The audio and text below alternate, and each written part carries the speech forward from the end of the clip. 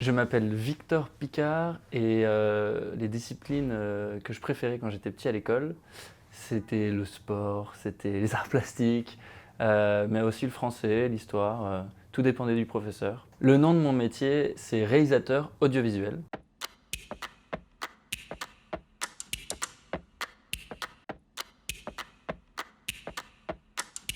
Et dans la vie de tous les jours, qu'est-ce que je fais? Je fais des films pour des associations, des ONG, des fondations, pour tout type de structures qui ont besoin de matériel audiovisuel pour communiquer. Pour expliquer simplement le métier de réalisateur, c'est la personne qui va mettre en image et en son un scénario.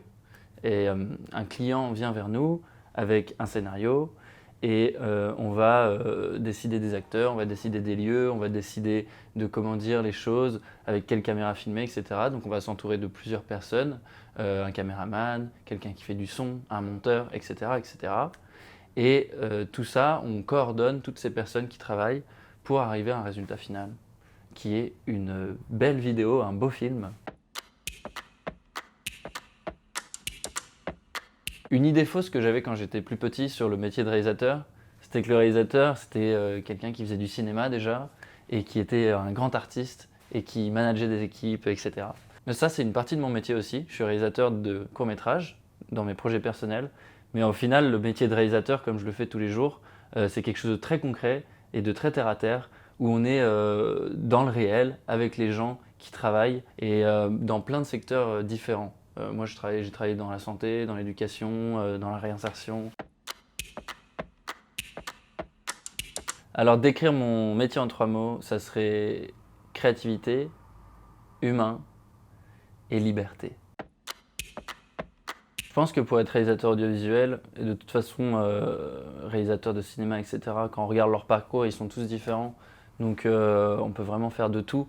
Après, moi, mon conseil peut-être, ça serait de faire quand même quelque chose d'un petit peu technique, donc un BTS ou une école de cinéma, etc., pour pouvoir être autonome sur le matériel. Vous pouvez très bien faire un métier de journaliste ou même de fac d'histoire de l'art.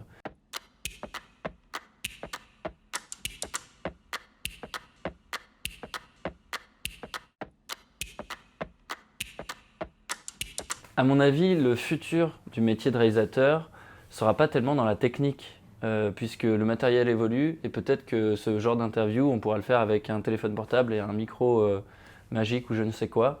Moi, j'essaye d'oublier un peu cette technique, de vraiment miser sur mes compétences humaines la relation avec le client, la relation avec les autres techniciens, et puis essayer d'avoir un point de vue un peu global aussi sur la communication, l'écriture, bon, évidemment la partie technique, mais aussi la musique, le jeu d'acteur, enfin essayer d'avoir vraiment un panel de compétences humaines.